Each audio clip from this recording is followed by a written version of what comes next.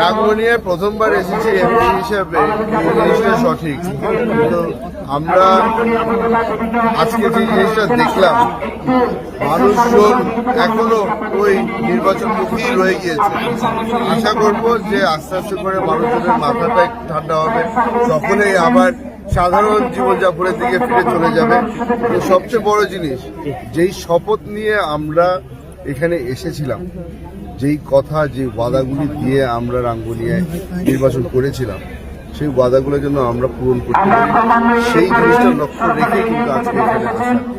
আশা করবো যে যারা আমার আশেপাশে আছে তারা সকলেই এই জিনিসটা মনে রাখবে। অনেক বড় দায়িত্ব দিয়েছে রাঙ্গুনিয়াবাসী আমাদেরকে, এই দায়িত্ব যেন আমরা সকলেই ঠিক মতো পালন করি। শপথ নেওয়ার পরে যে আপনি প্রথম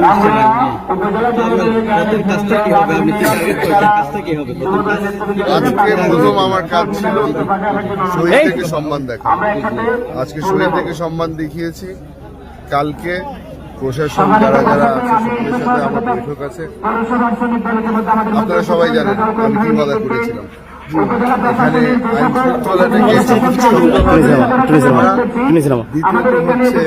মাদক বন্ধ করা, এবং আপনারা সবাই জানেন আমি বাড়ি ব্যবসা বন্ধ করার জন্য একটা ওয়াদা করেছিলাম। এই কাজ শুরু করার জন্য আজকে এখানে এসেছি। ধন্যবাদ।